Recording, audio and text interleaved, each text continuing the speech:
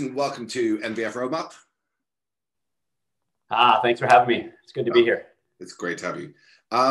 So I think firstly, we should probably explain the reason you're speaking here today, because not only are you a vocal critic, and I think most people, if they're on social media and certainly Twitter, they'll know you as a vocal critic of Facebook and Google. But you've also been directly involved in the actions being taken against Facebook and Google in the US. I think first to begin with, I think if you could just give a bit of background on yourself and how you came to be involved in the antitrust actions. Yeah, absolutely. Again, thank you for having me here today. In summary, I spent about 20 years in the digital media business personally, running large online businesses. The second half of my stint was with CBS Interactive, running their sports division. So I would run the business, and I've been on the other side, I guess, of how do you create a profitable and sustainable online media business in the new world. As part of that assignment, and over those years, I was heavily involved too on some of the associations and some of the policy areas that were developing, emerging back in the mid-aughts, like let's say 2007, 2008, when the programmatic world was taking off. And when platforms were really starting to get their acceleration. And so as part of that experience, I after 20 years on the operating side, I decided to jump to see in the nonprofit world if I could be of use. And particularly the gap that we saw was in policymaking, Washington and industry working together to really understand the underlying problems, where you kind of had to have a unique understanding both of the business and a very technical business, and also be able to explain it to folks that were new to the business. Yeah. And so as part of that, I joined DCN, which at the time was called the Online Publishers Association. And we relaunched as DCN in 2014. And so we've been doing that for about 6 years now. So one of the things we spoke about before was how it isn't always particularly obvious, whether it's to advertisers, agencies, publishers, it isn't always immediately obvious to them why there might be a problem. Many, I'm sure quite rightly in some cases, feel that the likes of Google or Facebook are, a valuable partner, whether it's in terms of transactions on their site when they're advertising with Facebook, or, sell-side ad technology with Google. But what's the core problem here? What's the issue? Why should they be bothered at all about this problem? Yeah, good question.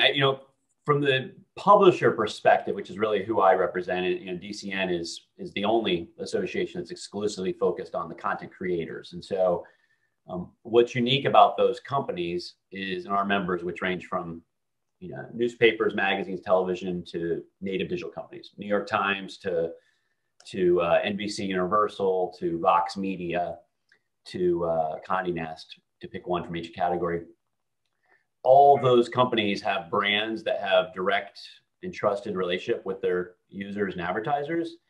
And as the digital world has grown up, it has become a world where, in many ways, it's a very good thing. A lot of incredible innovation and efficiency has been gathered by automating processes, making it simpler and easier to get to specific content, specific news and entertainment, making it simpler and easier for advertisers to buy ads and target specific users. So we've had this amazing unlocking of automation, both on the consumption and the sales side. But in doing so, we've also built up, and we've had a couple very, very powerful companies that control much of that automation. So from the advertiser through to the publisher, these massive intermediaries, and they're very good at one thing, and that's generating as much profit as possible for their shareholders. And that's been squeezed out of the interests of a lot of the other important parties. Yeah. So, let's bring some specifics. I think, even these cases in isolation can be quite overwhelming, but I think let's talk about Google and Facebook individually. What's the case against Facebook? Who's taking it? Who's making those moves? And yeah, what's the case against them? Sure. The case against Facebook, I guess, start in the United States. There's certainly been some scrutiny that's been happening of significance in the UK, Australia, and Europe, elsewhere. But in the United States, The cases that were filed in December were filed by almost every state in the nation, state attorneys generals, and then separately by the FTC.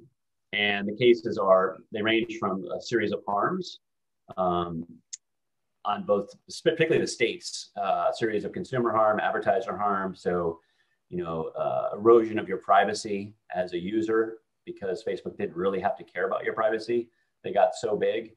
On the advertiser side, there's a series of harms that are documented.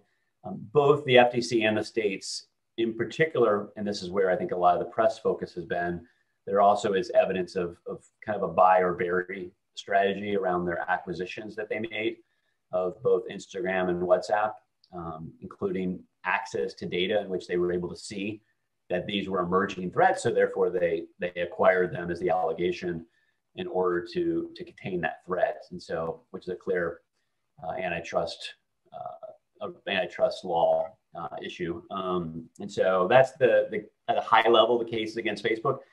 I think important to also know, in a time like we're in now, nearly every state, so very, very bipartisan. And it also came after a multi-year investigation by our Congress, by the House of Representatives, led by Congressman Cicilline, which was also very bipartisan, where they documented much of the same evidence. Yeah.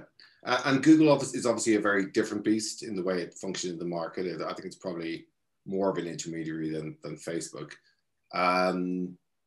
What's the case against Google? And against Google, there's multiple cases. The first one that was filed in October is very focused on search and exclusion within search. So take Apple for an example.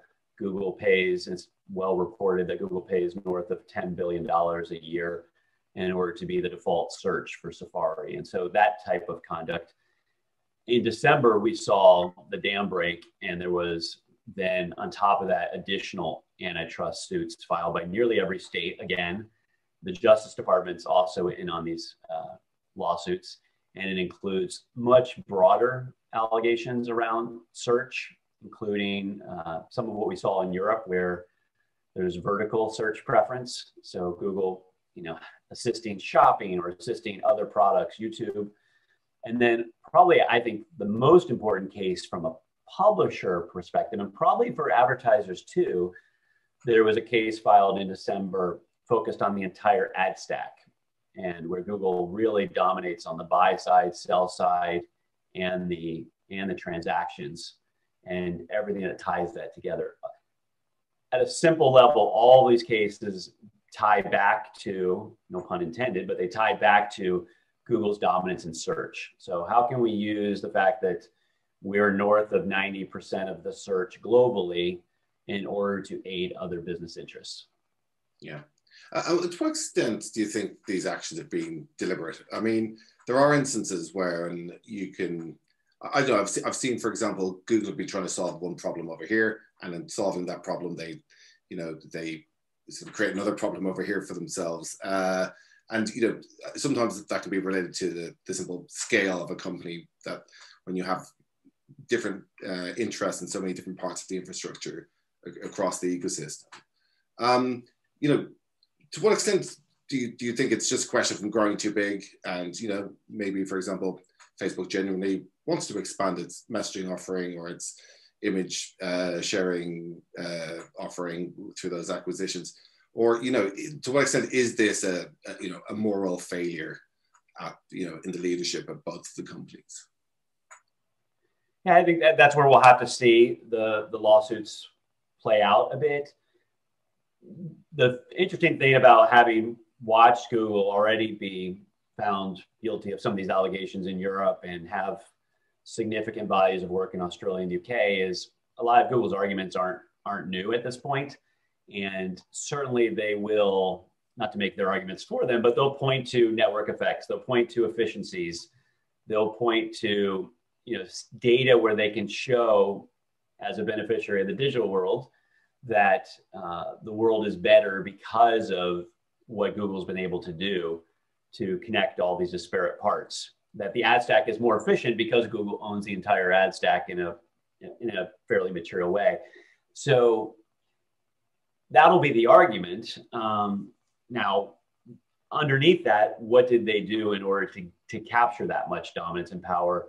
And that's where some of the evidence, then you get to, I think, some of the questions you're asking about, is there actual intent, moral failure? And I think in the advertising case against Google, there is actually a allegation that did get some of the press attention where Google actually, along with Facebook, the allegation is they colluded in order to shut down or hinder the advance of something called header bidding, which was, particularly concerning when you read the allegations, and a lot of it's redacted still, because at that time, if you can put yourself back in that period of time, Google had marketing reps and publisher reps that were sitting down with publishers saying, we love header bidding. It's going to be great for your business. We're going to, make more money out of this.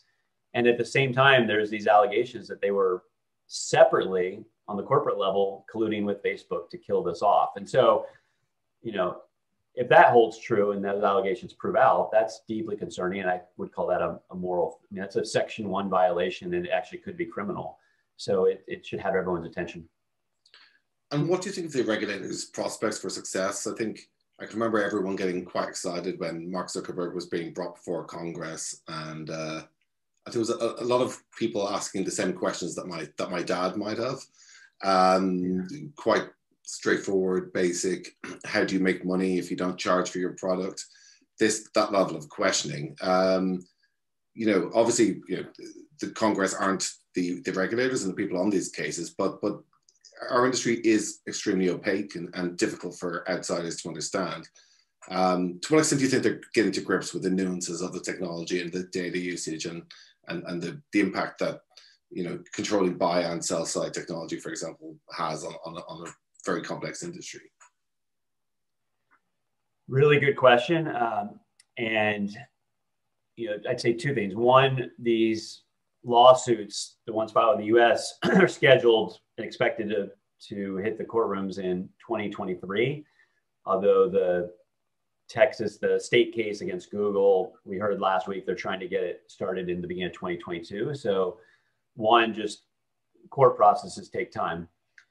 Separate from that, regarding the preparation and capabilities, is an area I really do try to emphasize, because having been along for the ride on this one and watching it quite closely, we started in DCN's role started back in 2015. And frankly, that was just setting up the discussion of there's this duopoly and that most of the incremental growth in the industry is going to two companies. Nothing more than that. That was our entire goal, was just to simply educate people that didn't really understand digital, that 85, 90% of the growth in the business was going to two companies, and that's a problem. And so that's kind of very, very elementary, right? And we didn't even get to the part where we thought data and their unique ability to capture data across the web, across our devices, was the reason for their success. That took a few more years. But from that hearing where Mark Zuckerberg testified to U.S. Senate and Congress, the amount of education that's happened that was spring of 2018. So in the last 3 years is incredible in my mind. And when you get down to like the subcommittee hearings, like in Antitrust last year, on both sides of the aisle, they really do understand the way the digital advertising business works. Now, it might not be specifically the people asking the questions, although some of the members of Congress do really understand it, but the committee staff and the folks that support them, they really do now understand the business. And then you get to the real regulators, like the AG offices and Justice Department, the FTC, and the questions they're asking, like I'll point out Texas, for instance, the questions that Texas is asking Google in their various, what we call CIDs, the questions that I see in those are the ones that I would expect from some of the smartest people in programmatic in our business. And so now we're at a level of sophistications where I think regulators catch up quickly. There's new people, young people that are really sophisticated around these issues that are coming in and being hired. So I'm very, as bullish as you can be, knowing that they're still going up against some of the most powerful companies we've ever seen in our lifetime. So I'll stop there, I guess. Yeah. And how long? I mean, you mentioned it's kicking off in 2023, but how long is it before we start to see meaningful action being taken? Do you have any? Have you been given any hints on the time frame for how long these things typically drag out for?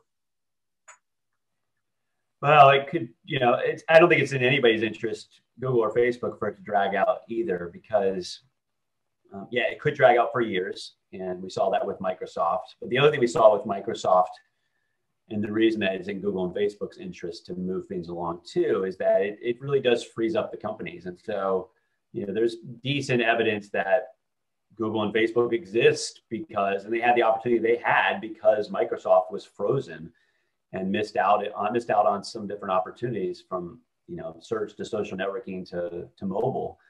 And that's happening. I think that's already happened for Google and Facebook. Like Google acquired Fitbit, God bless them. I don't know how that got through with the amount of data that Fitbit brings to Google, but I don't see anything like that happening again at this point for a while. And so, I was just reading an analyst report over the weekend that argued that Google should now proactively split itself up.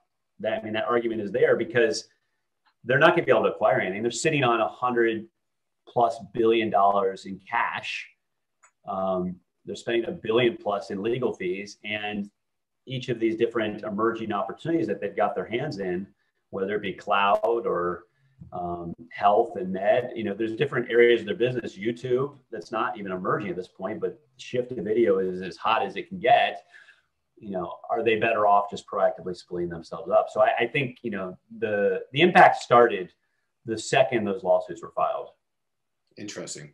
I've seen a speculation on which parts should be chopped off, which would be the most effective in terms of, having a real impact. Is it about separating search from everything else, or is it, about YouTube or the ad tech tools? Are you seeing any speculation on that front? Speculation, it's what everybody wants to talk about is, how would you split them up? What would you divest? We've mostly avoided that because the counsel we've had, and we hear this from, everybody involved, that you got to let these lawsuits play out of it and see what the real evidence is, see where the real harms are, have them proven. And so, but there's kind of three buckets of remedies, and everybody's got an angle on which one they think would be better. But there's real regulation, starting to treat them like what we call in the US, a utility regulation, or in Europe, there's some very interesting regulations moving with the new Digital Services Act, the DMA and DSA, that specifically target gatekeepers. And so, and in Australia, there's new legislation that's about to go through. And so there's that first bucket of, behavioral regulation. There's a second bucket, which is real restrictions on their data collection, which, GDPR is perfectly suited for, but hasn't really been enforced against them yet. And the US is catching up on data laws. And then the third bucket would be, actually structurally breaking them up. And, a lot of people lean towards that right now because they think, probably fairly, that, and I think GDPR is probably a little bit of evidence for this, is that if you're big enough, you can use your resources in order to avoid real behavioral remedies affecting you, right? So you can kind of lock in your growth and success through regulation. And so you must break them up is kind of the argument. So those are kind of the three buckets, but we haven't picked a horse in the race yet.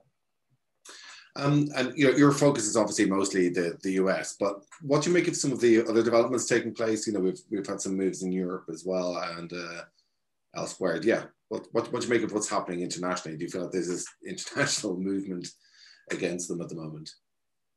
Yeah, it depends on where each of it's happening everywhere, and it just depends on where they are in the timeline. The UK, the antitrust investigation specifically of Google and Facebook was really, really strong. I'd encourage anybody to read through that report, including the appendices.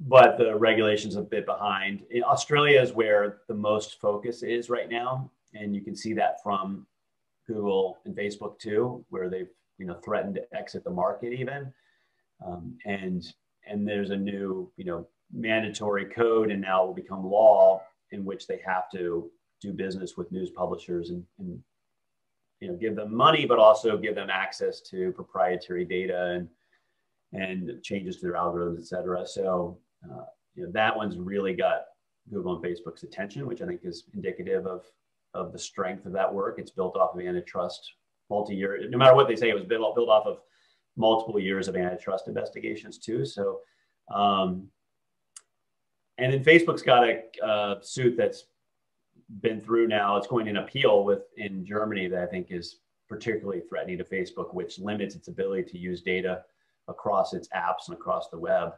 That hasn't had as much attention, but I think also they likely are very concerned about. So I guess I'd highlight those. The last thing I think that I should mention, because we're talking so much about policy and regulation, and I know that can be heavy stuff, but the market in some ways is regulating itself.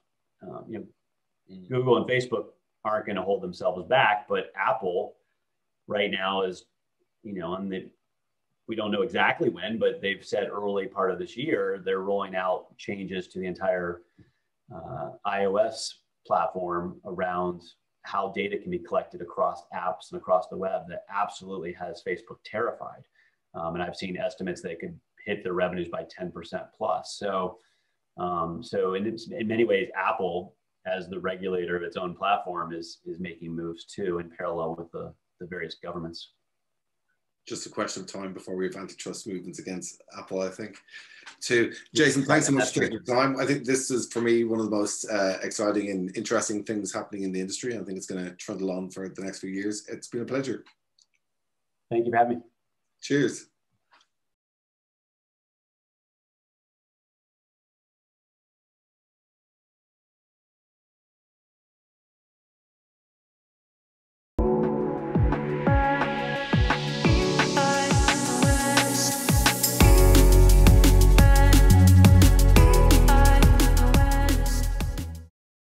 Welcome to the New Video Frontiers Identity panel. Today we're going to talk about what the emerging identity options are for both buyers and sellers in CTV. But before we talk about the subject, it's useful to get some context. As we know, the ICO resumed its investigation into RTB and announced that last week. But on the flip side, the Trade Desk Unified ID 2.0 has its first CTV platform, Fubo TV. At the end of last year, Freewheel bought Beeswax, and just last week, Magnite bought SpotX. In addition, recent research from the Winterby Group showed that 50% of UK brands surveyed, and this isn't just brands using CTV, it's across all of digital, had used a clean room to support marketing efforts. And that rises to 60% for brands in the US. And also there's a lot of collaboration. So France Television, M6 and TF1 joined forces for Sigma in France, which allows certified DSPs to buy VOD with first-party data programmatically. And D-Force in Germany, which is a JV between 7one Media and RTL. And from one of our panelists here, we have ITV recently announcing that Samsung Ads is the first external publisher to join Planet V. What about, Belle, from an agency point of view? What's your point of view, and how do you view and consider identity in CTV? I think really we look at it through a similar lens, but slightly differently to a publisher. Whilst publisher is all around like content consumption beyond the ad, for us, we try and tie it back to what is a brand or one of our clients trying to achieve within their advertising as a different lens. So for us, identity relates to three different core areas. So the first of all being the most obvious, which is targeting. So how do we make sure that we get the right ad in front of the right person at the right time? The second is really looking at effectiveness and measurement. So how do we prove that that media had an incremental effect in that overall purchase journey? Did it add value? Did it not? And then the third thing is, how do we use those signals to make better media decisions, to get the most out of the media budgets that we spend with each provider? And therefore, identity for us isn't just about necessarily the end person, but it's a variety of different signals related to user behavior and who a user might be. This includes for example, location. Location might be really important to some of our clients because of where they can deliver different services and capabilities. And that for us is a really good identity signal, even though we can't trace it back to necessarily a person. Equally, there are other clients that really care about the individual and making sure that we can tie that individual across the ecosystem. I think there's so much opportunity in this space when it comes to connected TV. And when we're talking about connected TV, we're not just talking about stuff that we can buy through, for example, Hub. It's the linear TV opportunities as well. And it goes beyond that also to start looking at what are also gaming opportunities on big screen, for example. So there's lots of really exciting opportunity here. And I think you mentioned really nicely a point where there's more opportunity emerging here than there's potentially the close down of the open market from a digital space. And this is why I think you're going to see that growth within the area, is because we're moving away from that traditional buying of ABC ones to actually being able to understand and identify new opportunities, new media, and that's where budgets might shift and change. Okay, thanks. So in effect, there's the sort of use cases that third-party cookies would have solved for in traditional media, but potentially CTV hasn't been encumbered by that because it's never been a cookie-based environment. So it's almost an opportunity to take the best of what you were doing before, but not be tied down just to be able to use a third-party cookie for, audience targeting when people may have questions about, the validity or provenance of that particular audience. Absolutely, and by no means are we saying move digital budgets into connected TV, but what we are saying is that we can use TV budgets in a much smarter, more interesting way. And the partners that we want to work with and invest with are the people that are making these innovation changes within their product suite. Okay, thank you. And now, Richard, to you, obviously you can give us this information from a vendor point of view and a very key player in that market, but your background is agency side, so it'd be interesting to get your perspective on this as well. Yeah, thanks. I think I'm going to approach this question more from an agency perspective than anything else, given my background. Obviously, don't disagree with anything that Catherine and Belle said already. I think the build that I'd put on this, speaking to my own experiences, it's really important not to think of CTV in a silo. When we think about identity, I think historically we've often been kind of railroaded down this kind of rabbit hole almost of, thinking about cookies in digital web, thinking about, device IDs and IDFAs in app, thinking about different forms of identifiers in CTV. And of course, from the perspective of the buyer, I think the most important thing is to look at it holistically, to understand how consumers consume media, not just within a single environment, but potentially across every possible touch point. Because of course, if we think about this ourselves from the perspective of ourselves as consumers, it's not like we behave differently when we switch between devices necessarily. Yes, there are differences in terms of context and in terms of sort of the tactical kind of things that we tend to be doing at that moment in time. But if you think about it in terms of does the individual themselves change in terms of their appetite to buy a product just because they're watching a show on their TV versus their mobile device versus their iPad? I'd argue not. So one of the things that we have to look for in identity-driven solutions is how do they enable us to build up a picture of what consumers are doing across all those possible touch points, and then, to Belle's point, make the best possible media investment decisions as a result. Great, thanks. So how, from the point of view of one of, I guess, the guiding principles behind Chrome deprecating third-party cookies is to stop things like cross-domain tracking. Based on what you've just said, how can the new versions of identity and the potential infrastructure that InfoSum is powering, how can they solve for that by, either using a clean room or something to keep clients' data safe, or making sure that users aren't tracked across domain? Yeah, that's a really good question. Our approach to this from an InfoSum perspective is, we enable parties to collaborate with data without the data ever actually being shared. I'm not going to go into the technical details of how that works on the panel today, but it's our belief that the fundamental issues that exist from a regulatory perspective, as far as the use of personal data goes, aren't aren't so much sort of intrinsically related to, the abilities or the rights of the parties involved in an advertising transaction to use that data for both the consumer's benefit and their own benefit. It's really more a function of, what understanding we're giving the consumer of how their data is being used, and what ability does the consumer have to exert, an appropriate degree of control over the use of that data. And I think what we've seen in, web-based environments over the last sort of 12, 18 months or so is the browser manufacturers basically saying, well, the industry just hasn't done a good enough job over the last decade of giving consumers appropriate levels of control and providing appropriate transparency. So we're going to take matters into our own hands, and we're going to effectively move the goalposts for the industry.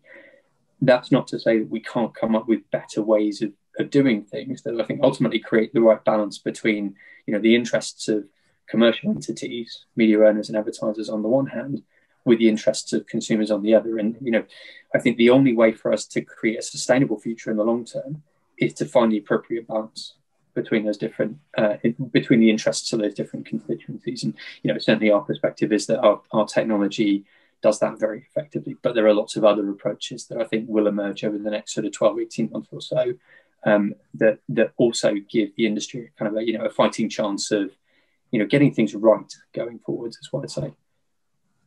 I think one thing to add to that, Richard, is that it's not just the web environments, it's also app environments. Apple's making changes as well. This is a universal industry challenge where we need to do better collectively to find a way to balance the need of the individual with also the need to prove that these investments work, and that we are making the right decisions from a media perspective. And there are lots of different solutions out there, and it's almost too early to say in a lot of instances, does one win out over another? In terms of that measurement piece, I think it's a case of test and learn over the next 12 to 18 months, like you say, and watch and see what happens, rather than trying to make an instant decision and invest too heavily in one solution and not be able to course correct. I agree with your comment about it. Other parties are going to come in along, and you can't make spontaneous decisions about solutions. But I think there does need to be some general forward momentum for the people in the industry actually trying some of these solutions. And I mean, we obviously do work at ITV. We do work with InfoSum, and part of the attraction for that solution was some of the points that you guys have mentioned about it being decentralized, it being highly compliant. But I think advertisers and people like ourselves who have data, we need to have the comfort that we can trust the parties. I don't think you can go and test everybody. There needs to be some consolidation to a certain extent of trustworthy, compliant manners, because otherwise you end up with even more silos of data sharing, from an advertiser perspective. And if you think about how the IAB serves, the transparency framework, there's so many different options of different vendors. From a consumer experience, that is really quite painful. Are they really giving clear notice about who's using their data or what? So I think we need to try and have some strong partners that we can test and prove work to enable the industry to actually move forward and start sharing data in a compliant manner with common goals to get to the outcomes, or it could take us even longer to get to those preferred outcomes and prove the value of solutions and advertising on devices like connected TV. And I think you've just hit the nail on the head in terms of the crux that we have with some of our client challenges, is that they're going to have legacy tech systems and infrastructure in place, and actually having multiple investments across lots of different data infrastructures and data technologies that are very differentiated or separated from the solutions that publishers are coming up with, can provide a lot of challenge. And it's kind of our role as agencies and media partners to really help the clients then understand the value of one solution over another, or how they could work in parallel, but equally making sure that everything ties back to that business value. And one of the things I think really, really crucially is, does it add incremental value back into the budget relative to the effort required to deploy some of the solutions and the cost of deploying the solutions? We know that connected TV buying solutions are slightly more expensive as they are. And then when you have an investment of a technology cost over the top, that cost can then exponentially grow. And well, why would I not just buy mass reach as the flip side? Because it's one, it's easier, and two, I reach way more people. So yes, I may have some inefficiency there, but I'm going to get a halo effect from that in terms of moving my brand metrics up. I think that's a really good point. And there's a build that I put on top of that, which is it's not just legacy investment in technology, it's also legacy expectations that are set based on the kinds of media that you've worked with historically. So the interesting thing about CTV, of course, is that it has one foot in what you would probably call the sort of the legacy digital world, and one foot in the legacy TV world. And of course, if you come from a TV background, your entire definition of measurement fundamentally is built around panels. You know, Barb is the gold standard, really, in terms of how you quantify certainly the delivery of a TV campaign, if not so much the effectiveness of a TV campaign. Whereas if you come from the digital world, measurement is all about tracking individual consumers, not just in terms of the delivery, but in terms of the outcomes that you create. So, of course, depending on the background of the individuals involved in a CTV buy, they may have very different expectations in terms of how they're going to measure media, how they're going to target consumers, how they're going to quantify effectiveness. And I think, you know, to Belle's point, it's almost the case now that we're entering an entirely new era of media, and we have to sort of wash away all of those old preconceptions that we have in terms of how to do things and almost start afresh. And this, you know, speaking as a digital guy, first and foremost, it's as much for people like me to recognize that, you know, the old way of doing things, tracking each individual consumer, or at least having the idea that we were tracking each individual consumer, like that's not going to exist going forwards, at least not in the form that we were used to. And yes, there'll be, you know, panel-based techniques that become extremely valuable in the sort of the legacy digital world going forwards. I think the key is to find, you know, the perfect balance of different techniques in order to give us the right combination of capabilities and outputs going forward. I think interestingly on your point there around like the measurement techniques, I would also argue econometrics is like a really old school methodology of measurement, and it doesn't necessarily pick up micro impacts. And so if we're then having to change like all of our measurement solutions at the same time as we're trying to move all of our technology solutions, and we also have all of this regulatory control and browser control coming in, it can be really, really overwhelming for clients. And I think what I would say as a result of that is, like, again, going back to my point earlier, is don't react immediately just because there's new functionality, new capability. Really go back to the business fundamentals. What are you trying to achieve? Why are you trying to achieve it? Making sure that you tie it back into that long-term strategy. Because I think because there's so much change in the industry, it can be so easy to be overwhelmed. But if you have those guiding principles, you can then put in that roadmap. Who are going to be the key partners to work with? Who are going to be the key solutions that we test? And then we can go into those other solutions. Like we're mentioning a lot of change here, and that I feel is going to be overwhelming for some people. That's a really good point, Belle. So how are you kind of managing that on behalf of clients? Do you find that they're coming to you having seen the press and read some great, seen some great marketing, saying, I've heard about this kind of solution, clean rooms as an example, we'd like to spend some money there? Or are they really just seeking your advice and then taking on board the consultancy that you give them? I think it's a combination of both, right? And it depends how tech savvy our clients are. A lot of them are on transformation journeys, whilst others are very, very much at the early infancy of how they change, how they work. A lot of it is reactionary. Press well can be detrimental in terms of people speculating what's going to happen. I think where we try and come in and advise is going again back to your fundamental business basics of what are you trying to achieve, why are you trying to achieve it, and then us really working in trust, going back to what revenue figures are we trying to achieve, how much budget do we want to put against each channel, and what are our benchmarks for success, making sure that we still use our like base plans of what we know works, and then make sure that we have a testing budget over the top.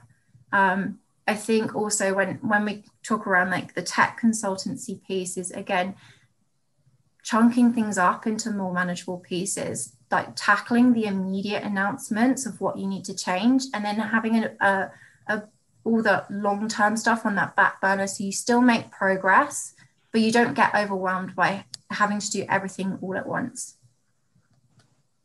Great. Okay, thank you. So let's move on to the next question. We've already identified some of the challenges that are involved here. It is complex. Potentially there is a lot of change in the way that marketers need to think about how they're spending. But what kind of other challenges are there when we're talking about identity and reworking identity for CTV?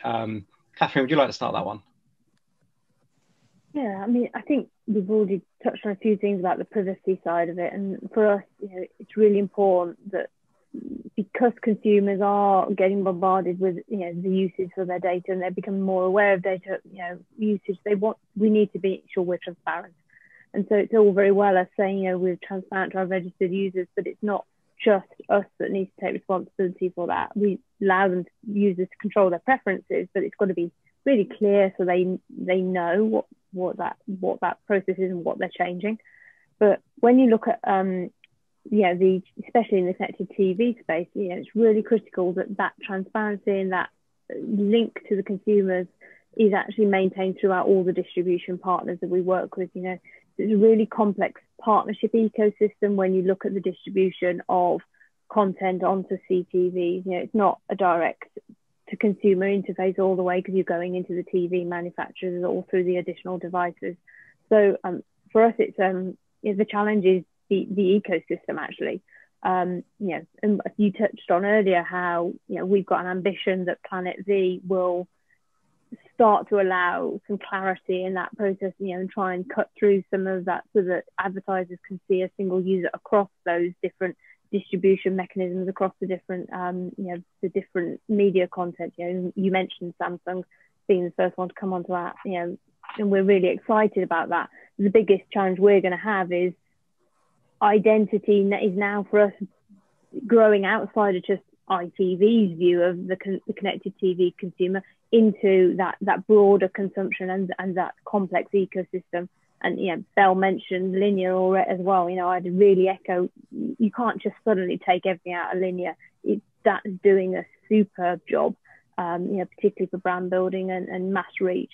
But you need to look at, as linear becomes addressable, that identity solution is just another part of that ongoing challenge, solving that. And that's something that we, as part of the broader TV industry, are actively working on. And it's complex, and we're not going to solve it immediately. 2021 will see change, but I think I'd echo Belle's point really about you've got to take baby steps. You can't suddenly try and wait for everything to click together. It's not going to be simple like that.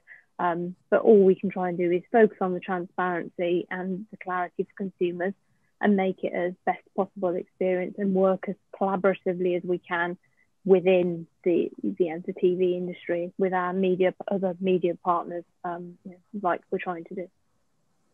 Okay, thanks. And continuing on from that, and question for you, Richard, I guess for every ITV, which is a very well-established broadcaster with a logged-in environment, what about the challenge for those media owners who don't have that sort of first-party data?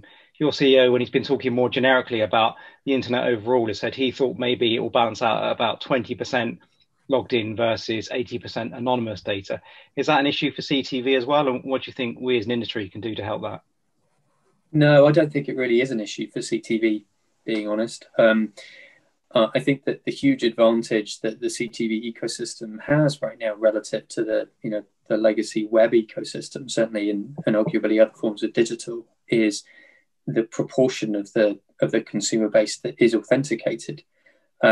I think this is where in the UK we're potentially in a slightly different situation to some other markets. But when I look myself at the services that I routinely consume content through, which is all the major CTV platforms, I can't think of a single one of those platforms that doesn't force me to authenticate today in order to access content. You can argue that there are some sort of smaller, maybe second, third tier services that you can access today, through smart TV apps that don't require you to authenticate. But I would say the vast majority of the inventory that's kind of most appealing to buyers right now is authenticated inventory, and that allows us to take a fundamentally different approach to identity-driven advertising versus where we maybe would be if we were talking about authentication rates in the 10-20% range. Is that going to remain the case for CTV going forwards? I think it's really hard to tell. It's hard to say how the space is going to evolve, whether we're going to see significant additional entrants in terms of new sources of inventory, and that may well change the nature of the situation going forwards. I think what's likely going to be the case, if I think more broadly speaking about media holistically going forwards, is we will have a parallel set of techniques in future as far as identity-driven advertising goes. We'll have a set of techniques for the authenticated world, which are going to be largely a continuation of the way that we've thought about true sort of individual level addressability historically, albeit with a much greater focus on privacy centricity and privacy by design. And then I think we'll have a very different set of techniques that we use for the unauthenticated ecosystem going forward. And frankly, that's the area where I think we've probably got the biggest blind spot right now as an industry. We don't really have that figured out. We're not really sure how we're going to solve that problem of effectively communicating all of those consumers who choose not to authenticate for whatever reason. Okay. I think I have a slightly different viewpoint to that, potentially more from a brand side and an agency side, in that even though that people are largely authenticated on connected TV, we struggle to match from a brand's customer base into a media publishing space. Like a 30 to 40% match is seen as a good percentage match. So you then have 60 to 70% of your customers that you can't identify or reach.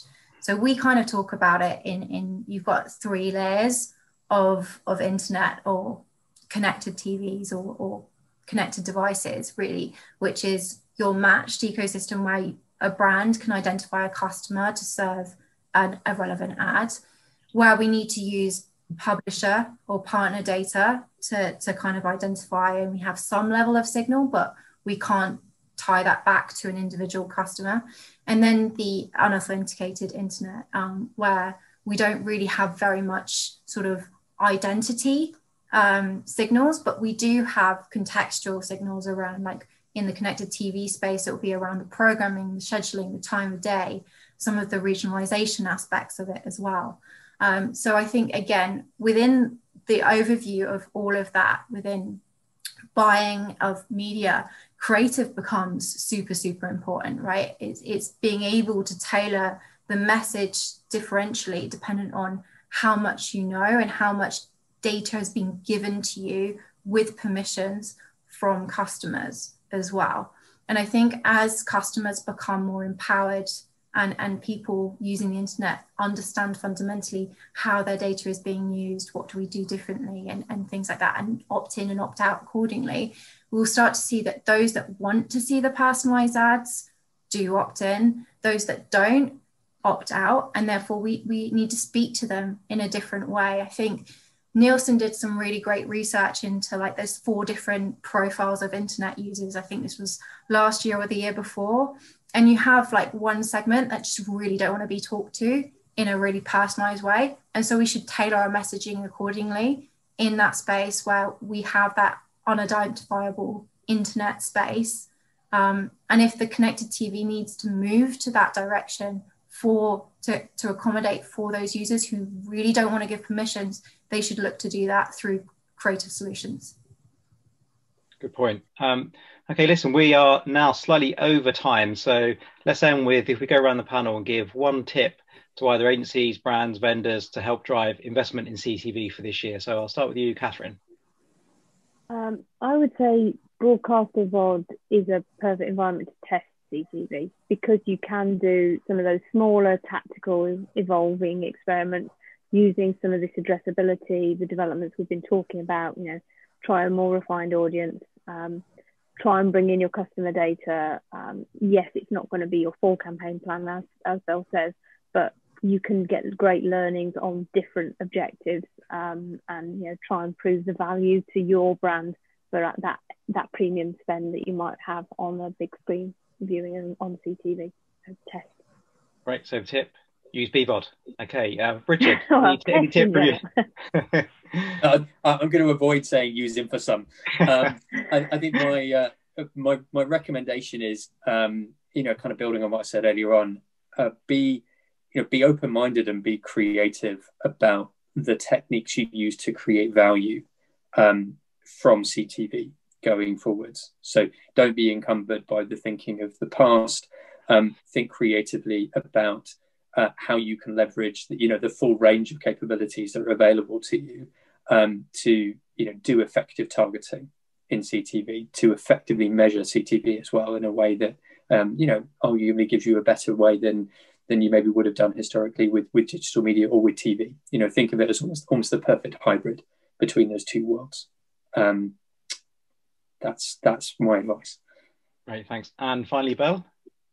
And my advice would be considered with what you are trying to achieve. Always go back to that fundamental, what are you trying to achieve with this? Just because something's cool doesn't mean that you should do it. It should drive that meaningful business impact. And you should always go back to that when choosing a solution or something to test. Great, thank you very much. Well, that just leaves me to say thank you very much, Catherine, Belle and Richard. Thanks for your insight. Seems like we could have talked a lot longer on this subject. And thank you very much to New Video Frontiers.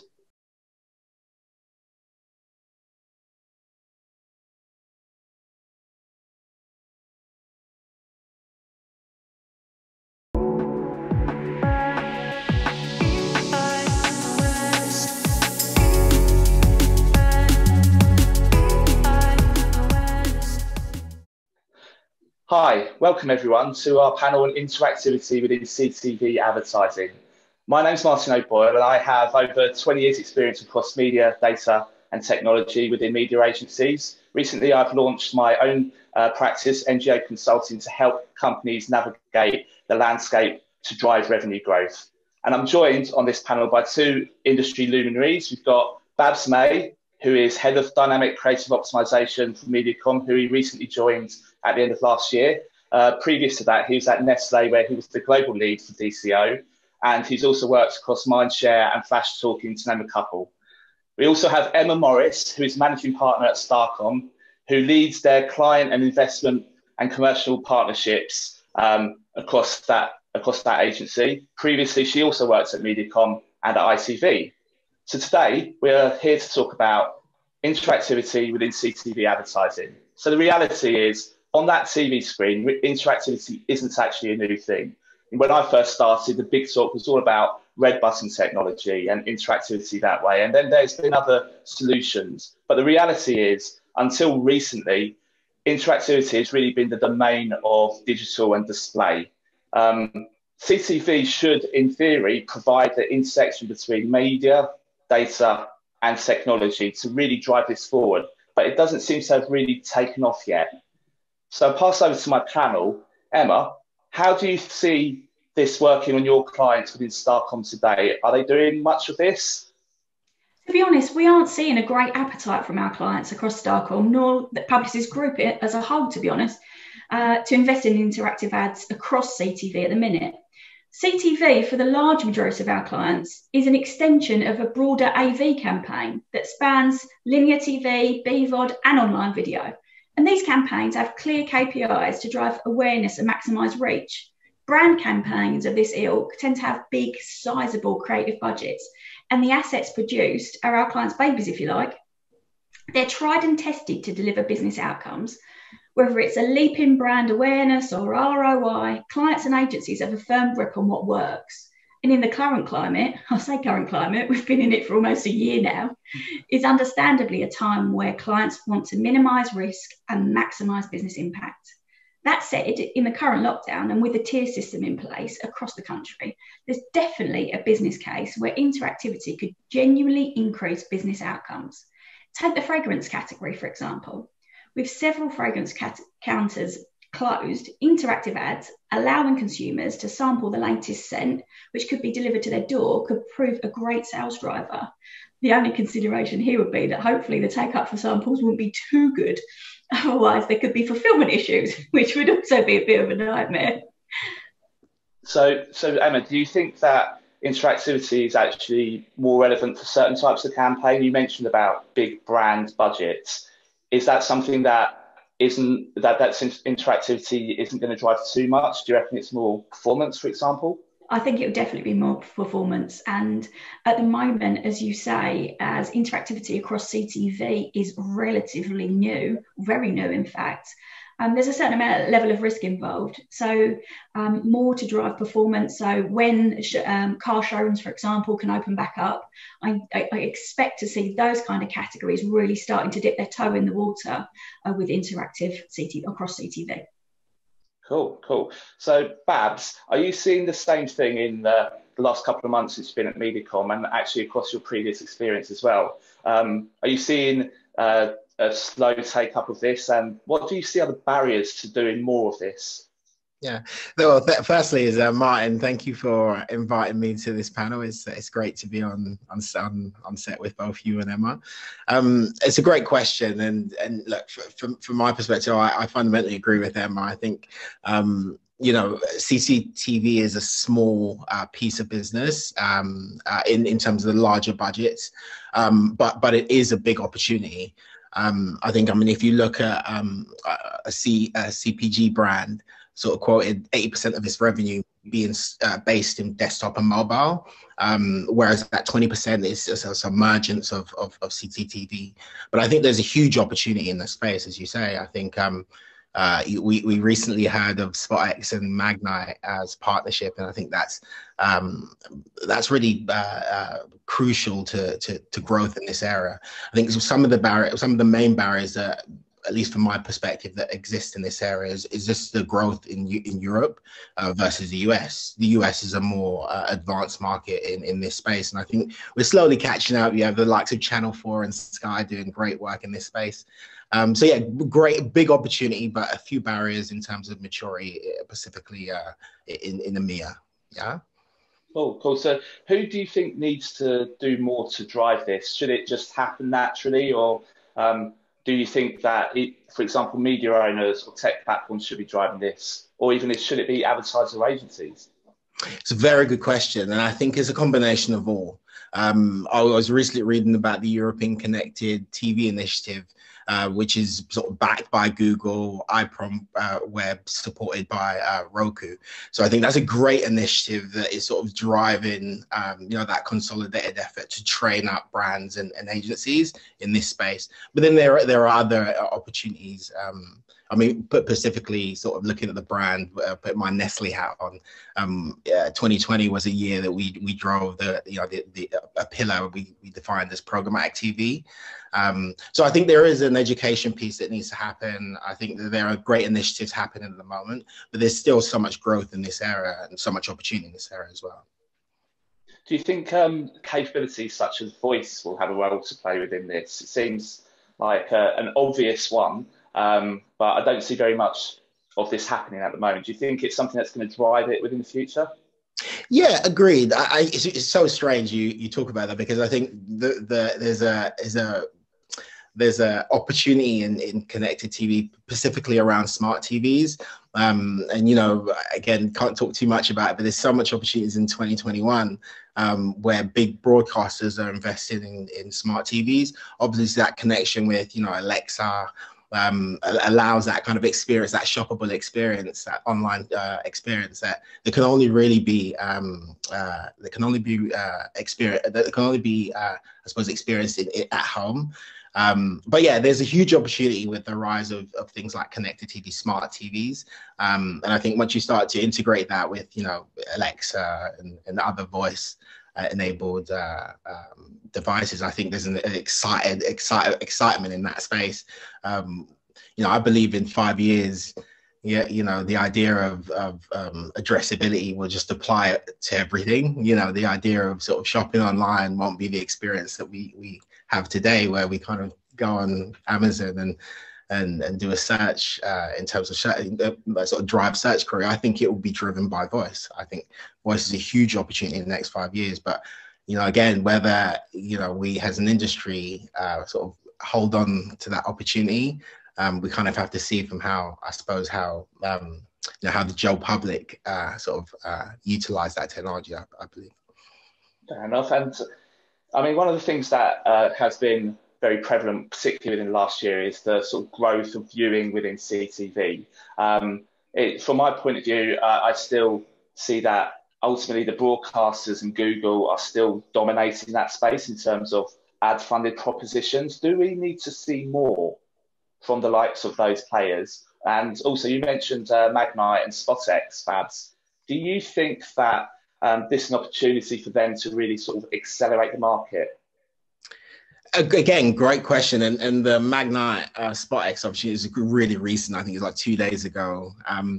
But I agree. I think there's a huge opportunity for players like that and others. I mean, from a WPP perspective, we have Finecast, and that partnership happened almost a year and a half ago. And there are many, we could kind of list them out, right? But I think opportunities like that really open up that space, that channel to CPG brands, auto brands. So I agree. I think as we begin to see more partnerships in this space, we'll begin to see more brands leaning towards those technologies to really understand the space and leverage the space to drive efficiency and effectiveness. Yeah. Cool. And Emma, are you seeing enough new ad-funded propositions coming out of CTV to really sort of drive this conversation forward? I mean, is it still just the broadcasters and Google, or are there other players who that you're seeing at the moment? And put hopes in the same question. Do you think we need to see more from the broadcasters and Google?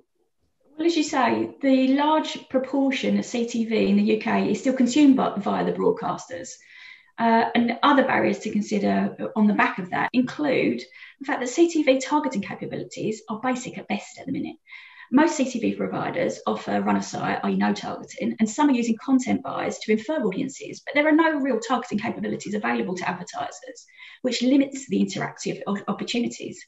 At the moment, CTV publishers will struggle to run an interactive unit of value when, to be honest, they can't be exactly sure who is watching the unit and if they're sending the right message to them.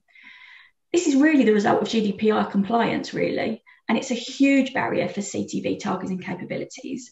But we at Starcom and across Publicis Group are working with these CTV providers. We've got our Epsilon offering where we have the data to help adapt these and help these guys to adapt to the cookieless issues that some partners have been facing. We've been investing in CTV inventory and supporting the development of the product since early 2018. And we've been along the ride with them. So we've worked alongside Samsung Ads, Roku, Rakuten across the UK to test and support inventory. So we've experienced the ups and downs. One other thing that I'd like to talk about, just in terms of what do we need to see, I don't think across the industry that we've necessarily nailed the answer as to why our clients, agencies, should invest in interactivity across CTV. Interactive ads can't just be a nice to have. They can't be the pretty glitter on the plan. Investment needs to be proven to drive business results and/or media KPIs. Clients and agencies around town want to see evidence and case studies and proven results before considering adding interactive ads across CTV to future plans. So quite a few clients actually don't want to be first. They want to be second or third. They want to see results first before they invest. So yeah, we do need to see more. But the industry genuinely is making positive steps. We can already activate some amazing targeted CTV campaigns across BVOD and YouTube and get some amazing viewing insights from the likes of Samsung Ads, for example. So as an industry, we're on the right path. The progress publishers have made in a relatively short period of time has been fantastic too. But in terms of an upturn of trialing and testing interactive capabilities, we think this is going to be a bit of a slow burn and not likely to change in the next 6 to 12 months. Fair enough. And you mentioned a few names there, Rakuten, Samsung, for example. So Babs, have you seen any other companies offering interesting solutions? Where do you see the innovation come from in this space? Again, Martin, that's a really great question, and I think Emma called to a few. I've seen one or two examples, and I agree. It's a really it's not a mature space yet, but there are some brands really leaning into addressability in the CTV space. I think an example that comes to mind is Channel 4 teamed up with Innovid, who is a video technology, to deliver targeted solutions on VOD platforms, which they aptly named Dynamic TV, which ties perfectly to my own role. But I think opportunities like that, where big broadcaster like Channel 4 are working with brands like really salient brands like Boots and Suzuki to drive that interactivity in that space, I think is wonderful. I think from a Nestle perspective, we leverage those case studies as a way to drive our brands to really utilize that space. I think, again, putting on a Mediacom hat, I love the innovation from Finecast, which is a solution in-house to revolutionize connected TV. But again, really, really interesting. I don't have a lot of examples via Finecast. But again, for 2021, our ambition is to really drive that solution. I think, taking a step back, from a Nestle and Mediacom perspective, I think there is a need for us to change as an industry as well in order to adapt. I talk about the examples with Channel 4 and Finecast. I think, that mindset, that change of mindset to being sort of audience first, I think is going to be key to that, to adoption of technologies like connected TV voice. I think there's still a big opportunity for mass reach. I was looking at some of the Super Bowl content this weekend, but I believe that once we transition to that audience first mindset, it'll be easier to have that mindset of an addressability, of a sort of addressable mindset, where regardless of channel, we're actually thinking about where the audience are and how best to drive KPIs and a message for our clients. Brilliant. Well, we're coming close to time now, so I'd like to thank both of you for your insights and your candor. So I think, just to summarise, what I've heard is that it's a very nascent space, interactive, creative within CTV. There's definitely an opportunity, but there are some pieces of work that need to be done. Do you see that's going to, Babs, do you think that's going to take off maybe when we get out of this current lockdown number 3 or 4 or whenever that happens? I love that you called to this, by the way. Look, the reality is, I think this accelerated a lot of what we're doing in the space. I have some viewing figures, and I'm not going to go through it through time, but generally, we talked about a need for Europe to be able to kind of mature in this space. And actually, the pandemic's been a huge driver for that. So I think, to your question, I think absolutely the pandemic's been an accelerator for that. Beyond that, I just see great opportunities in it, and it's an exciting space, especially in Europe and in the UK. So yeah, I think there's a huge opportunity, a growth opportunity coming up. It makes me happy to hear that we're maturing in this space. But yes, I think there's a big opportunity in this space, and it's just kind of, I suppose, the pandemic's been a great accelerator for that. In the future, who knows? But I see a huge growth opportunity here. Yeah. Brilliant. And final word, Emma, would you agree or disagree? Yeah, I just think that great progress has been made in the space already, as Babs has already flagged, in a really short space of time. And it'll be really interesting to see progress moving forward. I think that we genuinely need to come together. So we, as agency experts with lots of data, regardless of what house you come from. We've got lots of data at our fingertips. We can really help these CTV providers, whether it be working alongside the broadcasters or the likes of Samsung Ads, etc., to really progress this area. But we can only do it together. Brilliant. Brilliant. Well, I'd love to carry on chatting to you about this because it's a fascinating area, but unfortunately we're hitting time now. So it just leaves me to say thank you, Babs, and thank you, Emma, for your time. And I hope that this has been interesting for everyone watching. And please come and speak to myself or Babs or Emma if you've got any questions. But I'll leave you now to enjoy the rest of the conference. Thank you very much. Thanks, Martin. Bye, Martin.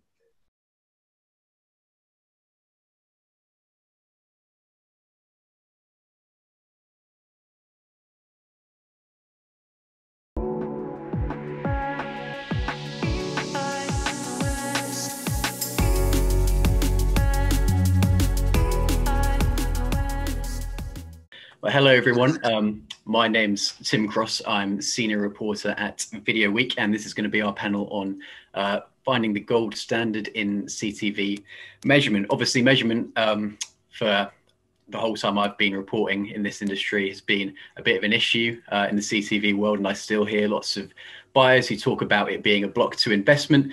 But at the same time, we are making progress on measurement, and we've got 3 panelists here who each in their own ways helping push through that progress.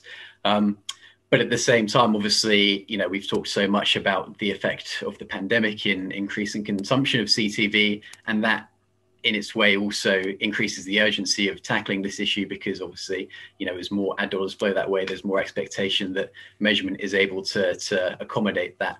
So we'll crack right into the discussion, but to start, I'll ask each of my panelists to introduce themselves. Lindsay, can we start with you? Absolutely. Very, very nice to see everyone. Thank you. Thank you for having us. I'm Lindsay Albertson. I am part of the Insights and Measurement organization at NBC Universal. And part of my remit there is really helping to centralize measurement efforts in support of our ad sales organization across Peacock, our new streaming service that launched initially in April of 2020, and also in helping to bridge the measurement gap, if you will, and pursue measurement advancement with within global partnerships and with Sky Media. So very happy to be here and look forward to today's conversation. Fabulous. Bav, on to you. Hi, so I'm Bav. I'm Chief Market Analyst at Omnicom Media Group UK. It's my job to look at macro trends in the economy and regulation and indeed measurement and the effect that has on our businesses and our client businesses. I also sit on the BARB board in the UK, the TV measurement JIC, and I'm also heavily involved in Project Origin, which is the ISBAR implementation of the wider WFA approach to cross-media measurement. Fabulous. Bob, on to you. Yeah, I'm Bob Ivins. I'm Chief Strategy Officer of TV Squared. We're a measurement company. We build an ETL process that ingests, data from disparate sources, harmonizes that, and makes it available to both the buy side and the sell side to measure both audiences and classic media metrics like reach and frequency and links to attribution. Fabulous. So I think a good question to start on, just to kind of frame the whole conversation, is when we're talking about CTV measurement, does that look more like traditional TV measurement or more like digital video? Because I guess you can look at it both ways. You can say CTV is just a different form of TV as we've always known it, and it should be measured the same way. Or you can say, we have capabilities which can go way beyond that, so we might as well use them. Bob, how about we start with you, as you've helped build a product from the ground up? How have you guys thought about that? Yeah, I mean, I think the legacy TV measurement products are showing their age.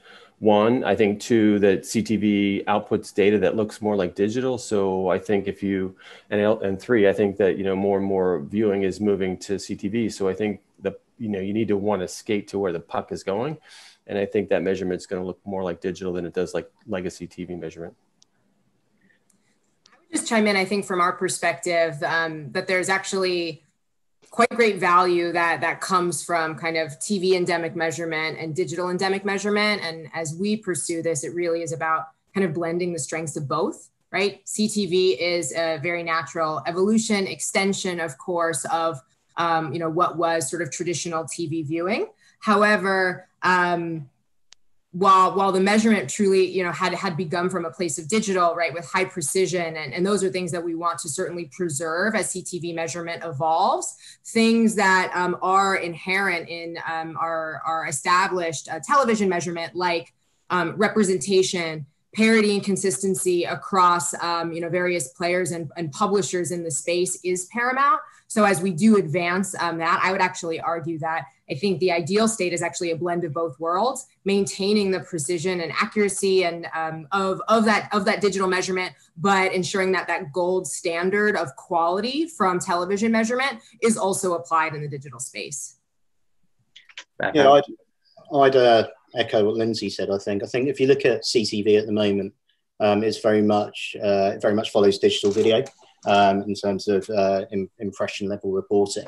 But in the UK, certainly, if you look at the direction of travel with the likes of Samsung and the likes of YouTube, moving more towards ascribing demos to those impressions, it becomes to look a lot more like TV. But not to kind of sit on the fence too much, but to echo what Bob said, what's happening the other way is the convergence, and I guess traditional TV companies and the measurement traditional TV is becoming much more outcomes focused and moving to broaden from demographics much more towards kind of digital video metrics. So I think both CTV sits more towards that digital video side at the moment, but I think both areas, as Lynn said, are converging. I think that kind of leads on, I'm sure, to what we'll talk about further. But I think that does kind of echo client sentiment and where advertisers want what they want to learn about where CTV sits on the plans. Yeah, well, absolutely. Like you say there, I suppose one of the big drivers of this will be what brands actually want to be able to measure. So perhaps we'll start with you on this one. What do you think are the key fundamentals that the brands do want to be able to measure when they're running CTV campaigns?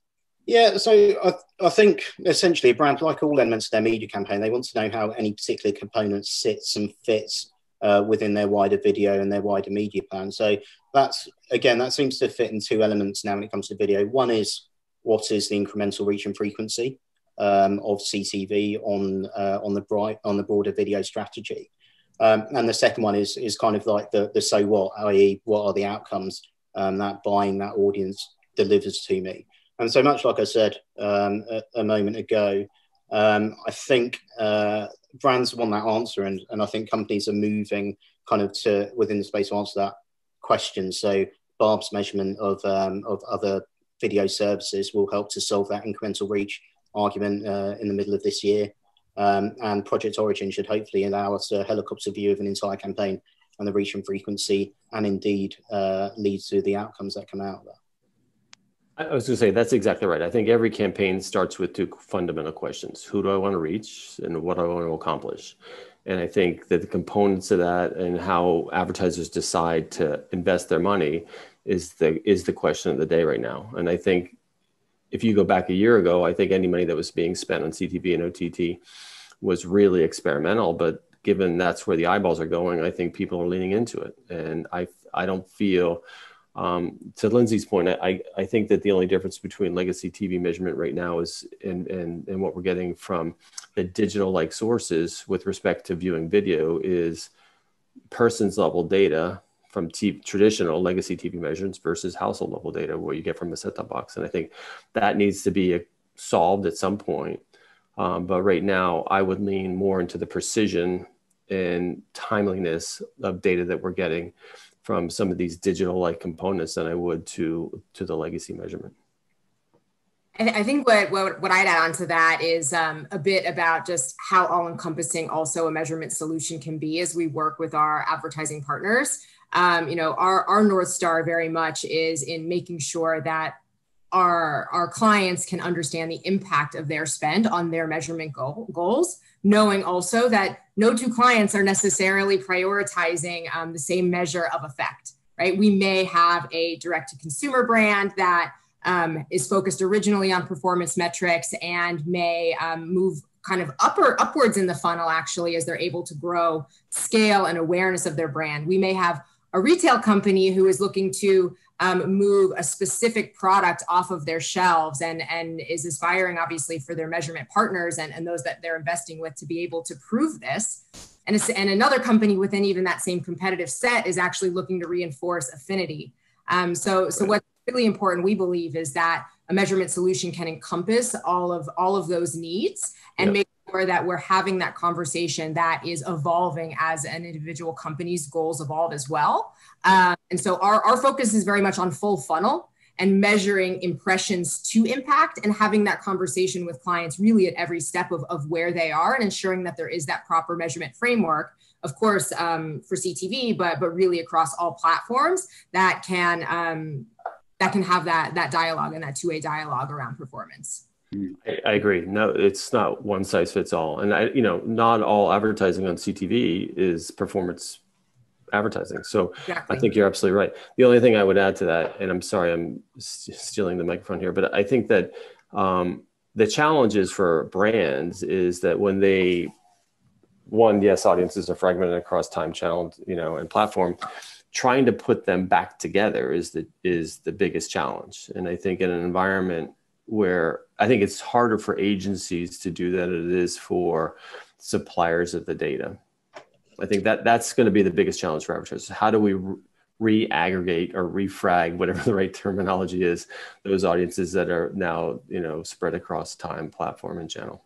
Yeah, I'd agree. I mean, I should have, when I said incremental reach and frequency, I should have been very clear that it's deduplicated kind of reach and frequency across all those platforms. And it's really crucial that we get effectively a comparable evaluation of media to an industry agreed methodology across the whole video ecosystem. Yeah, I want to pick up a bit on what's actually possible among some of those things we mentioned there. So I guess starting there, deduplicated reach. I think that's one of the kind of the basic things that came out from Project Origin, kind of asking around, what the fundamental things you want from cross-screen measurement. How possible is it nowadays to know, which individual people have seen which ads or which shows,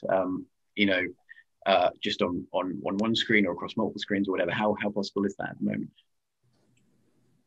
moment? From a UK perspective, I mean, it all depends on how much the various kind of stakeholders lean in, really, I guess. So again, Project Origin has made good progress, particularly amongst the digital platforms. So we've got Google and we've got Facebook and Snap and Twitter, and all opening up their ecosystems to help to come to that deduplicated cross-region frequency, and then ongoing dialogue with the broadcasters. And I think all of the UK broadcasters, again, using CFlight as a platform, will now enable kind of the deduplicated reach and frequency across broadcast TV as well. As soon as we can marry those two together, which are ongoing kind of positive conversations, I think we'll be in quite a good place in the UK. As an interim solution, I guess agencies like ourselves have in effect worked closely with suppliers to ingest all of those individual data feeds and curves into our own systems. But the sooner we get to an agreed industry approach, then the better. But we're already doing that at scale, both in the US and in the UK. I mean, if you go back to our history, I mean, we basically set up a framework to ingest the best possible data source available at the time. Right-hand side variables and left-hand side variables, where the right-hand side variables were the marketing activities and the left-hand side variables were the outcomes. It was a digital outcome and, and ad occurrence data. An ad ran in this country at this time and on this station. As we expanded this set of data sources, I think we're working with 60 or 70 digital ad servers, including the OTT CTV providers. So we're getting IP addresses that then we can match deterministically to outcome data. And I think, it's happening. I think it's, there's things that need to be challenged or solved for, like identity resolution, and we're looking to work with people like BlackGraph, that's also NBC sibling, I don't know what you want to call it, our partner. And I think it's starting to happen, and it's starting to happen at scale. I think that that level of data doesn't exist everywhere, so you kind of have this, use the best data source available in the market at the time, and make sure that you have a platform to be able to expand when other data sources become available. What about, sorry, go on, Lindsay. Oh, no, I mean, I was just going to echo, it feels like we are moving towards being able to, as an industry, really be able to provide holistic cross-platform reach and frequency, but there's a significant amount of work to go, right? I think, again, if you sort of look even in different territories around the world, right? UK has obviously made great strides, as Bob was just speaking through. In the US, again, there is quite a bit of momentum, and you see various publishers who may be able to solve this for themselves, because digital is obviously one piece, right? And how do you also then bring in, you know, the framework of linear, which does generate significant not only exposure and reach for clients, but impact, right? And how do you sort of tie these things together? And based on the metrics that you're looking at, ultimately the ability to link identity and then again, sort of correlate that with outcomes, there's still quite a bit of work to go. However, it does feel like we're starting to really be on the right track, and you see some true progress being made. But just to underscore, there still is so much more work for us to do in that space. Speaking from a publisher standpoint, right, we truly can kind of control our component of that ecosystem, but feel sort of actively that we go further together, and think that there's great just you know, opportunity for just collaboration and industry advancement in that space. I want to pick up on outcomes measurement as well, which has been mentioned quite a lot already. I guess maybe the central question for me here is how important is it that broadcasters nail this? One thing that I hear a bit is about the potential of, say, an Amazon, obviously not running ads at the moment, but on Prime Video, but the potential for a company like that to link video ads, run there to direct sales through their platform, that being quite a formidable proposition. But then, you know, you can also talk about, you know, TV still being TV and still having its own strengths. So the question for me is, how important is it that through CTV, broadcasters are able to, you know, measure outcomes really efficiently like that? I don't know if you saw today's news that Walmart just bought an ad serving technology called Thunder, which is like focused right at that. Like they recognize, and it's going to be a closed system. I don't know if you read the details of it. They're saying Thunder Industry had a bunch of customers that they're going to get rid of, and they're just going to focus this technology on Walmart's closed system of advertising and transactional data. I mean, to Lindsay's point earlier, you know, not one size doesn't fit everybody. Like every time I see an ad, I don't run out the store and go buy the product, or out the door and go buy the product. I think that you need to be able to have a portfolio of measurement products that meet the advertiser where they are. Again, what do I, you know, who do I want to reach and what do I want to achieve? Sometimes it's reach, sometimes it's, you know, message association, sometimes it's transaction. So I feel like you need that. I think outcomes, however you define it, just like, you know, it needs to be able to provide a portfolio of metrics that make sure that they get the metrics that they need. Yeah, absolutely agree. At the end of the day, marketers don't buy ratings, they buy results. And so we say this when we talk about linear television, but it rings true truly across all buys, CTV included. Marketers want to understand the impact of their spend against those business goals. So at NBCU, we are focused on, again, this measurement continuum I mentioned that goes from, you know, unifying impressions to measuring also unified impact. So two things I'll also just reference and speak about. C-Flight has come up. It is our cross-screen currency here in the US at NBC Universal to enable this seamless campaign delivery across all screens to make sure that advertisers are able to meet consumers where they are. But then also from an outcome standpoint, we have made significant investment also in scaling our attribution capabilities across categories to prove out campaign level effectiveness and delivery for partners.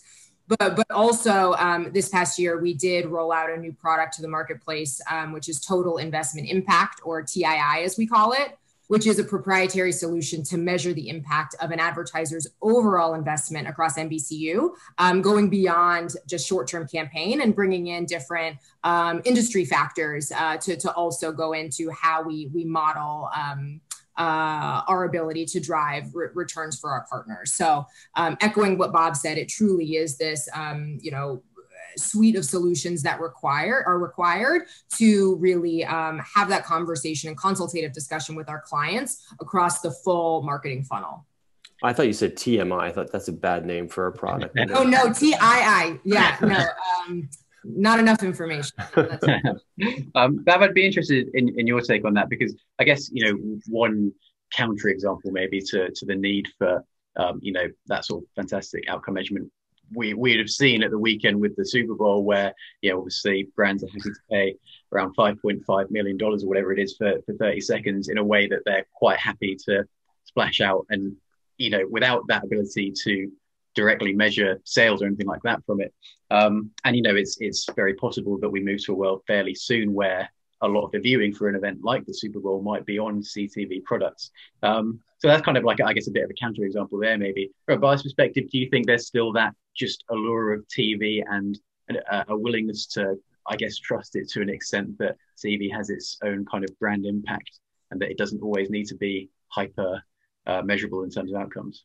Yeah, no, definitely. I mean, again, I think as both Lindsay and Bob have said, there's different variances of outcomes, and and TV's greatest outcome and its original outcome was building fast reach cover kind of in a couple of spots. And when you used to go back to the days when Sunday newspapers always used to advertise heavily on a Friday just to shift the Sunday paper, or the National Lottery in the UK, again, on a rollover, you'd buy a load of TV in order to maximise reach that message. And more recently, it's been the mainstay of all government advertising to get COVID messaging out to as many people as quickly as possible. So TV will always play that role because it will always be the place where you get that mass reach quickly. But it'll be interesting to see how they evolve, and we're anticipating all of the major kind of traditional TV or established TV broadcasters in the UK to tap into this move to e-commerce. Now, obviously, physical retail's been shut all over the world, really, over the course of the past year. So all of our clients now have quite strong e-commerce strategies, and established TV providers we expect to come out with ways to make kind of shoppable advertising more relevant that goes beyond a QR code in order to transact. So it'll be really interesting to see from an agency point of view what comes out in that space. Yeah. I think 2021 is going to be fascinating. I mean, I think, sorry to interrupt, Tim, but I think you're absolutely right. There's always going to be a need for tentpole events like the Super Bowl, and people are going to want to be associated with it. So that's going to continue to happen. I think the idea of having an upfront where you're laying down a year, 12 months worth of advertising for the next year, not in having the uncertainty in the economy that we have today, and probably through 2021, people are going to probably hold back in the upfronts and want the flexibility. And then that's why I think things like measurement are going to be so critical, because they're going to want to know, am I reaching an audience? Do I need to move my money around and take it off of TV and put it into CTV? Is it driving what I want, whether it's e-commerce or whether it's awareness? And I think that as the time frame of making decisions about advertising gets shrunk, and there's more pressure on advertisers to do more with less, or just with less, that the idea of having measurement, however you define it, is going to be more and more important.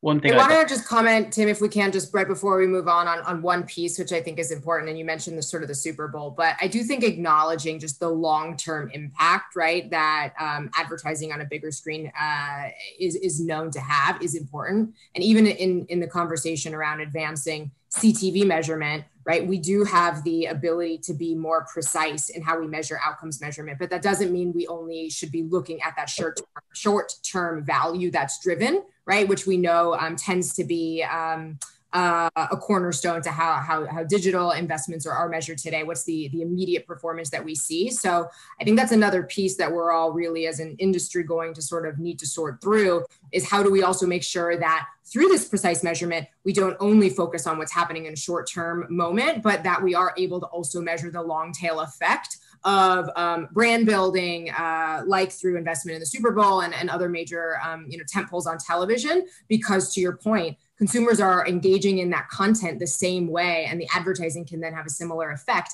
It's just in a different medium, and we need to make sure that the measurement can also take into account both the short and the long-term benefits that's going to provide. I'm gonna riff on two things on that comment. Do you remember back in the 90s when everybody focused on click-through rates? Right. Back when the digital was called new media, now it's just called media. I think we're in that same kind of cycle, that we're focused on these short-term instant impact things and we're calling it, CTV, OTV. At some point, and I don't know when, it's just going to be called media, and it's going to be measured using the same set of metrics we measure all types of media. So I think Lindsay's absolutely right. It doesn't fit into one bucket, just like the internet didn't, even though we tried to back in the day. I've got to move us on to some of the final questions. It's 2 hours, right? I thought we had 2 hours. Sadly, not as much as we could fill 2 hours. So a couple of things I just want to ask on, looking more at kind of the nature of the solutions rather than the specific things they measure. So one thing that comes up quite a lot is the importance of independence. I think some buyers might be a bit disillusioned perhaps from what they've seen in other digital platforms that I won't name about, questions of marking their own homework and metrics that have proven to be a bit dodgy a bit further down the line. I guess, Lindsay, with a product like C-Flight, where it's a broadcaster-led thing, how do you kind of address those concerns? Sure. Well, I guess I should acknowledge that even though C-Flight did start with us here at NBC Universal, it's the foundation of C-Flight is actually building up from established accredited measurement. And that's true both for how we have built C-Flight, again, here in the US, starting with NBC Universal, and also how Sky UK has brought C-Flight to its marketplace, which is incorporating the accredited third-party measurement in all of the places where we really can transact on that today, and then trying to build up from that to ensure that we have a greater view of the ecosystem. So again, from a principle standpoint, we very much support, even through a product like C-Flight, the established currency that exists in any local market, and then are working to evolve that. And I think I'll also speak to the fact that when we launched C-Flight here in the US in 2018, I believe it was, we had actually a number of sessions with anyone who will listen, but both with our peers in the broadcast industry, to trade organizations, to measurement firms, and with clients to walk through every component of how C-Flight worked. And we believe Sky has really done the same. And that's a key piece. We know how important it is for advertisers to be able to meet consumers where they are and ensure that their campaign delivery is agile based on where consumers are choosing to watch their content. But we are building up from what that accredited third-party measurement is, because it is so important to ensure that there is that third-party verification and no grading your own homework that goes into it. Reality is there are some white spaces in what third-party measurement can do today. So that's what C-Flight really does help us solve for, is how do we bring those components together? Bev, just quickly from you.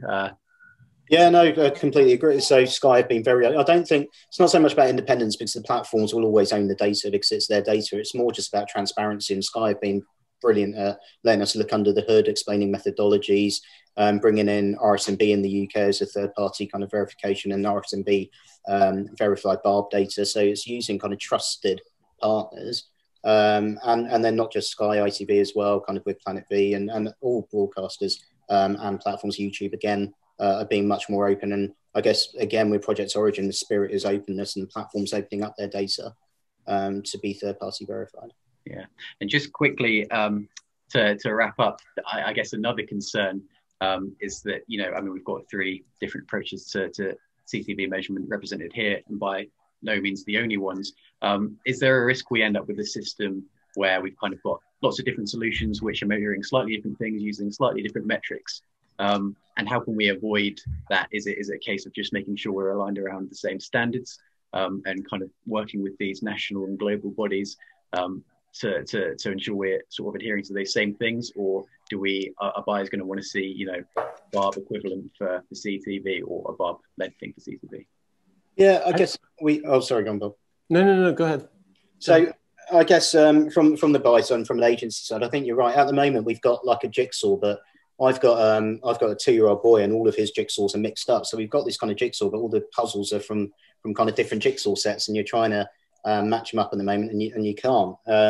So as you said, I think the lack of standards and an agreed standard is all we're after. We're going to have differing data sets, but as long as you can have an industry agreed approach to bring those different data sets together to define standards, and even if it's just defining standards and then you can redefine based on your client, to talk a common currency with them, then that's fine. But it's just getting to that baseline kind of agreement of what the standards are, what the benchmarks are, and industry level for all these different types of video, and then being in a position where everyone's open enough to lean in and give access to that data to have a look at it as one common approach. I agree. It's a team sport. We need to figure out how to do this together. And I'll use a digital analogy too. I mean, online advertising didn't take off until they agreed to the banner size. I mean, that was what opened digital advertising to take off. So I feel that, you know, our approach is, it's not our way or the highway. It's like, how do we work together to provide, to ingest, you know, currency grade data, process it correctly, be transparent about what we're doing and why we're doing it. And the marketplace will help define that. And I think that's the only way forward. Lindsay, are you seeing that sort of level of cooperation required sort of happening within the market at the moment?